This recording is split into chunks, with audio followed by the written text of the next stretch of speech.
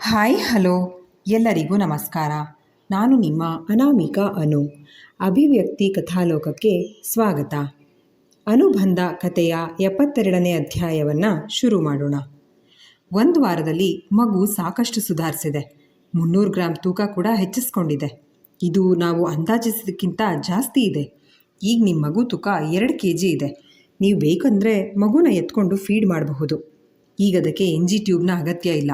ಹಾಗೆ ನೀವು ಹಾಲನ್ನು ಪಂಪ್ ಮಾಡಿ ಇಡೋದು ಬೇಡ. ಡಾಕ್ಟರ್ ಮಾತು ಕೇಳಿ ಸಾನ್ವಿ ಖುಷಿಯಲ್ಲಿ ತನ್ನ ಅಮ್ಮನನ್ನು ತಬ್ಬಿಬಿಟ್ಟಳು. ಡಾಕ್ಟರ್, ನಾನು ಈಗಲೇ ನನ್ನ ಗಂಡನಿಗೆ ಕಾಲ್ ಮಾಡ್ತೀನಿ. ಅವ್ರಿಗೆ ಮೊದಲಿಂದಲೂ ಮಗಳು ಅಂದರೆ ಪ್ರಾಣ. ಅವರೇ ಮಗಳನ್ನು ಮೊದಲು ಎತ್ಕೊಳ್ಬೇಕು ಅನ್ನೋದು ನನ್ನ ಆಸೆ. ಅವ್ರಿಗೆ ಈಗಲೇ ಇಲ್ಲಿಗೆ ಬರೋಕ್ಕೆ ಹೇಳ್ತೀನಿ ಅಂತ ಹೇಳಿ ಸೂರಜ್ಗೆ ಕರೆ ಮಾಡಿದ್ರೆ ಅವನು ಫೋನ್ ಸ್ವೀಕರಿಸ್ತಾನೇ ಇಲ್ಲ.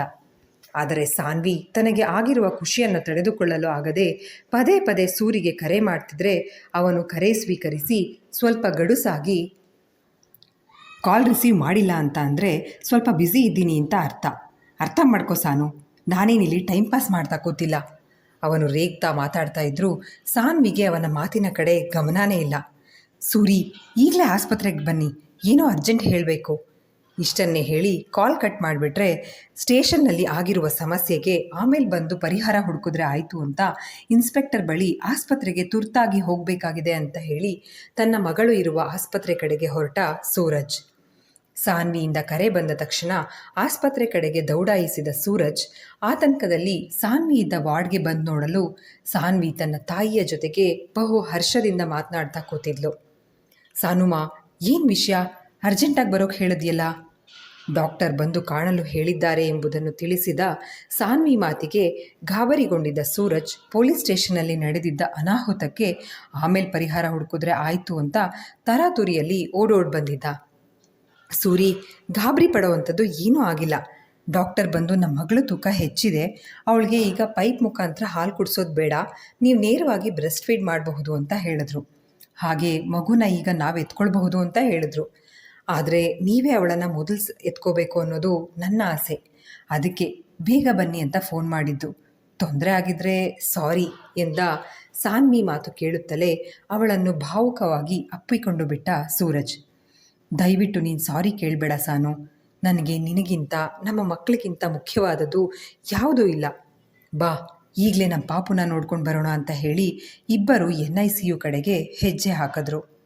ಅಲ್ಲಿದ್ದ ಸಿಸ್ಟರ್ ಸೂರಜ್ಗೆ ಮಗುನ ಎತ್ಕೊಳ್ಳಲು ಸಹಾಯ ಮಾಡಿದ್ರೆ ತನ್ನ ಕೈ ಮೇಲೆ ಪುಟ್ಟದಾಗಿ ಮಲಗಿದ್ದ ಮಗುನ ನೋಡಿ ಕಣ್ಣು ತುಂಬಿಕೊಂಡ ಸೂರಜ್.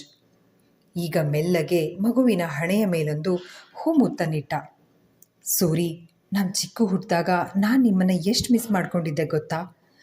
ಈ ದೃಶ್ಯವನ್ನು ನೋಡಬೇಕು ಅಂತ ಅದೆಷ್ಟು ಹಾತೊರಿತಾ ಇತ್ತು ಈ ಮನಸ್ಸು ಅಂತ ಹೇಳಿದವಳು ಈಗ ಮಗುನ ತಾನು ಪಡ್ಕೊಂಡು, ಸಾರಿ ಕಂದ, ನನ್ನ ನಿರ್ಲಕ್ಷ್ಯದಿಂದ ನೀನು ಇಷ್ಟೊಂದು ನರಳಾಡೋ ಅಂತಾಯಿತು.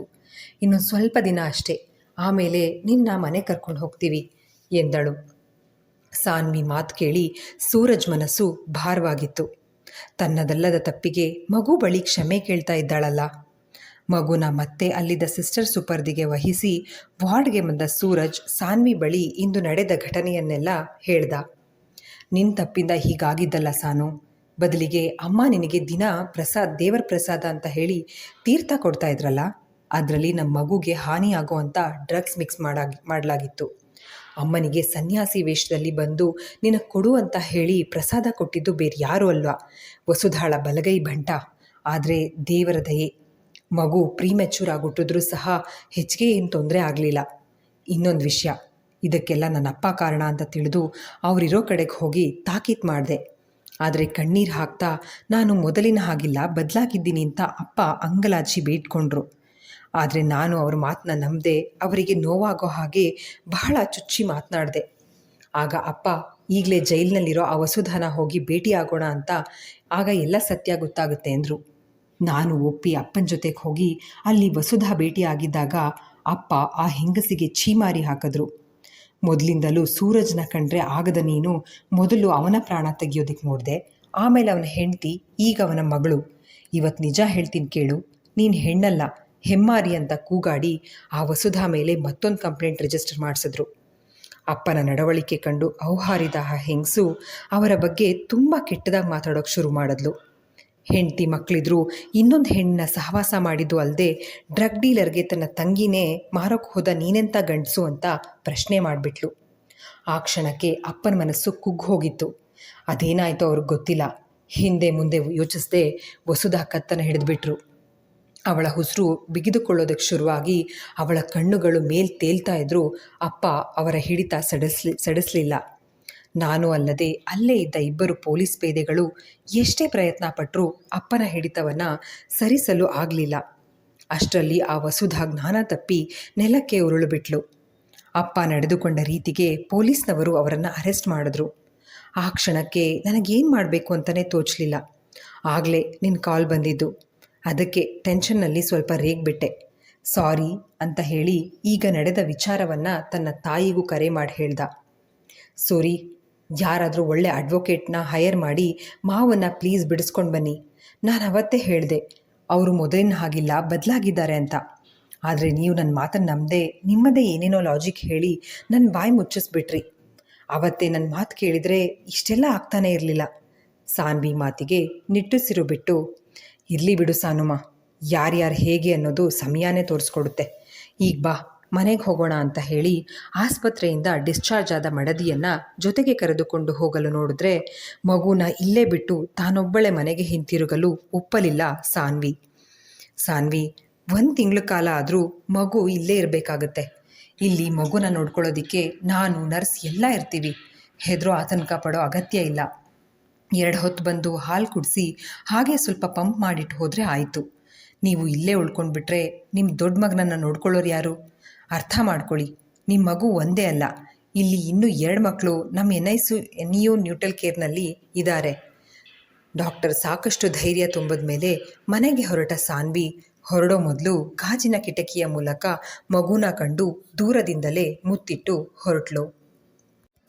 ದೇವರಾಜ್ ವರ್ಮಾ ತಾವು ನಡೆದುಕೊಂಡ ರೀತಿಗೆ ಯಾವುದೇ ಪಶ್ಚಾತ್ತಾಪ ಪಡದೆ ಈ ಹಿಂದೆ ವಸುಧಾ ಜೊತೆಗೆ ಸೇರಿ ಹೇಗೆ ಸಾನ್ವಿನ ಕೊಲ್ಲೋದಿಕ್ಕೆ ಪ್ರಯತ್ನಿಸಿದ್ರು, ನಂತರ ಸೊಸೆ ಬದುಕಿರುವ ವಿಚಾರ ತಿಳಿದ ಮೇಲೆ ಆ ವಿಷಯ ತಮ್ಮ ಮಗಲಿಂದಲೇ ಮುಚ್ಚಿಟ್ಟಿದ್ದು ಅಂತ ತಾವು ಮಾಡಿದ ತಪ್ಪನ್ನೆಲ್ಲ ನ್ಯಾಯಾಲಯದ ಮುಂದೆ ಒಪ್ಕೊಂಡಿದ್ರು.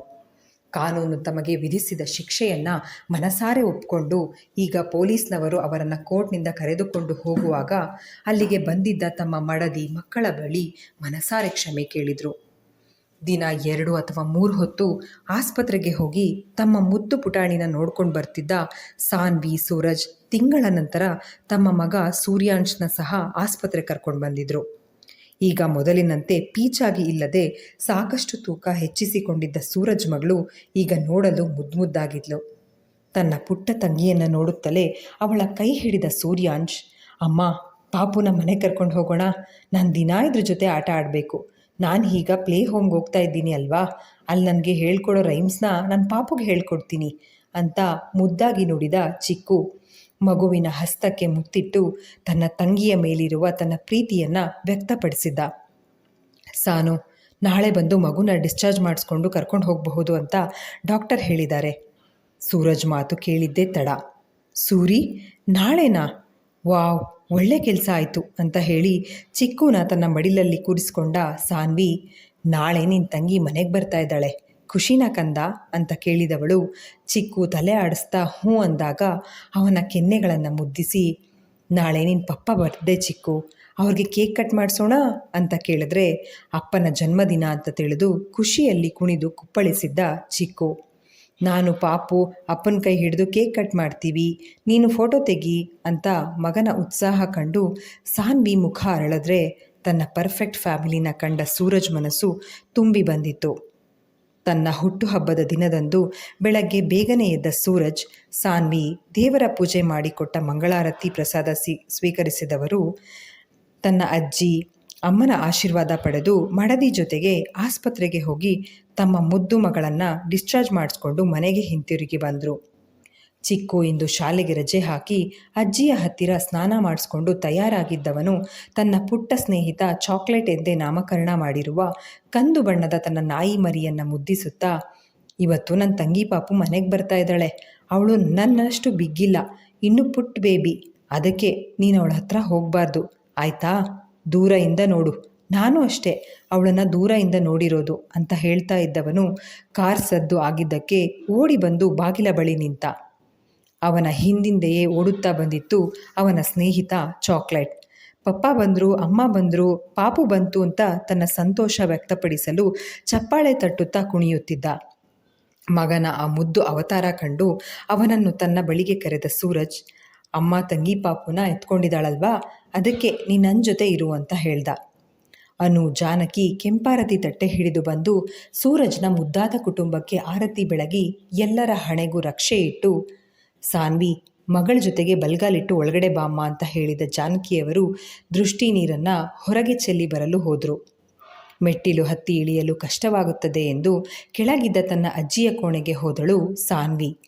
ತಮ್ಮ ಮರಿ ಮೊಮ್ಮಗಳನ್ನು ಕಂಡು ಸಂತಸಪಟ್ಟ ದುರ್ಗಾದೇವಿಯವರು ಮಗುವಿನ ಹಣೆಗೆ ಮುತ್ತಿಟ್ಟರು.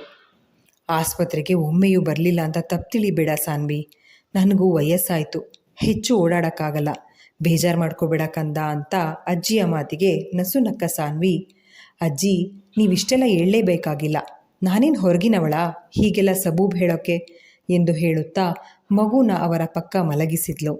ಅಷ್ಟರಲ್ಲಿ ರೂಮಿಗೆ ಓಡ್ ಬಂದ ಚಿಕ್ಕು. ಅಮ್ಮ, ನಾನು ಪಾಪು ಹತ್ರ ಮಾತಾಡಬೇಕು ಅಂತ ಹೇಳಿ ಮಂಚ ಹತ್ತಿ ಮಗು ಪಕ್ಕ ಚಕ್ಕಂಬಕ್ಕಲ ಹಾಕಿ ಕೂತು ಒಂದೇ ಸಮನೆ ಮಾತನಾಡ್ತಾ ಇದ್ದರೆ 1 ತಿಂಗಳ ಹಸುಗೂಸು ನಿದ್ರೆಗೆ ಜಾರಿತ್ತು. ಅಮ್ಮ, ಪಾಪು ತಾಚಿ, ಯಾಕೆ ನನ್ನ ಮಾತು ಬೋರ್ ಆಯ್ತಾ? ಪೆಚ್ಚು ಮುಖ ಹಾಕಿ ಕೇಳಿದ್ರೆ ಮಗನ ಮಾತಿಗೆ ನಗುತ್ತಾ ಇಲ್ಲ ಅಂದ ಸಾನ್ವಿ ಸೂರಜ್ನ ಕರೆದು ಮಗನನ್ನು ಅವನ ಸುಪರ್ದಿಗೆ ವಹಿಸಿದ್ಲು. ಸೂರಜ್ ತನ್ನ ಮಗನನ್ನು ಮುದ್ದಿಸುತ್ತಾ, ಪಾಪುಗೆ 1.5 ವರ್ಷ ಆಗುವವರೆಗೂ ಅದಕ್ಕೆ ಮಾತಾಡೋಕ್ಕೆ ನಡೆಯೋಕ್ಕೆ ಬರಲ್ಲ, 1 ವರ್ಷ ತುಂಬಿದ ಮೇಲೆ ಅವಳು ನಿನ್ನ ಜೊತೆ ಆಟ ಆಡ್ತಾಳೆ ಅಂತ ಹೇಳಿದ್ದೇ ತಡ. ಪಪ್ಪ, ನಾನು ಪಾಪು ಆಗಿದ್ದಾಗ ಹೀಗೆ ಇದ್ನಾ?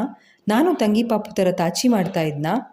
ಮಗನ ಪ್ರಶ್ನೆ ಕೇಳಿ ಸೂರಜ್ ಮನಸ್ಸನ್ನು ಇರಿದಂತೆ ಆಗಿತ್ತು. ಆದರೆ ತನ್ನ ನೋವನ್ನು ತೋರ್ಪಡಿಸದೆ ಮಗನ ಎಲ್ಲ ಪ್ರಶ್ನೆಗಳಿಗೂ ಉತ್ತರಿಸಿದ ಸೂರಜ್ ಅವನಿಗೆ ಊಟ ಮಾಡಿಸಿ ಮಲಗಿಸಿದ ನಂತರ ಅವನ ಮುದ್ದಾದ ಮೊಗವನ್ನು ಸವರಿ ಹಣೆಗೆ ಮುತ್ತಿಟ್ಟ. ಸಾನ್ವಿಗೆ ಸೂರಜ್ ಮನಸ್ಥಿತಿ ಅರ್ಥ ಆಗಿದ್ರೂ ಆ ಬಗ್ಗೆ ಮಾತನಾಡ್ತಾ ಅವನ ಮನಸ್ಸನ್ನು ಮತ್ತಷ್ಟು ಹಿಂಸಿಸುವ ಇಚ್ಛೆ ಇಲ್ಲದೆ ಮಗಳಿಗೆ ಹಾಲುಣಿಸಿದವಳು ಮಗು ಅವನ ಕೈಗೆ ಕೊಟ್ಟು, ಸೂರಿ, ನಿಮ್ಮ ಮಗಳು ಈಗ ತಾನೇ ನಿದ್ದೆಯಿಂದ ಎದ್ದು ಹಾಲು ಕುಡಿದಿದ್ದಾಳೆ, ಇನ್ನೊಂದು ಗಂಟೆ ಅವಳು ಮಲಗಲ್ಲ, ನಿಮಗೆ ಬೇಜಾರಿಲ್ಲ ಅಂದರೆ ಮಗುನ ನೋಡ್ಕೋತೀರಾ? ನಾನು ಸ್ವಲ್ಪ ಹೊತ್ತು ಮಲಗ್ತೀನಿ ಅಂತ ಹೇಳಿ ದಿಂಬಿಗೆ ತಲೆ ಆನಿಸಿದ್ದೇ ತಡ. ಪುಟ್ಟ ಕಂದಮ್ಮನನ್ನು ತನ್ನ ಕೈಗಳಲ್ಲಿ ಎತ್ತಿಕೊಂಡು ಅದನ್ನು ಮುದ್ದಿಸುತ್ತಾ ಆ ಪುಟ್ಟ ಪುಟ್ಟ ಕೈಕಾಲುಗಳನ್ನು ಮತ್ತೆ ಮತ್ತೆ ಸವರುತ್ತಾ ಮುದ್ದಿಸ್ತಾ ಇದ್ದ. ಮಗನ ನಡವಳಿಕೆ ಕಂಡ ಜಾನಕಿ ಭಾವುಕರಾಗಿ ಕಣ್ ತುಂಬಿಕೊಂಡು ಸಾನ್ವಿ ಬಳಿಗೆ ಬಂದವರು, ವರ್ಷದ ಹಿಂದೆ ನಮ್ಮ ಬದುಕಲ್ಲಿ ಇದ್ದ ನೋವು ಇಂದಿಲ್ಲ ಅಲ್ವಾ ಸಾನ್ವಿ? ಇವತ್ತು ಎಲ್ಲ ಒಂದು ಹಂತಕ್ಕೆ ಸರಿ ಹೋಗಿದೆ.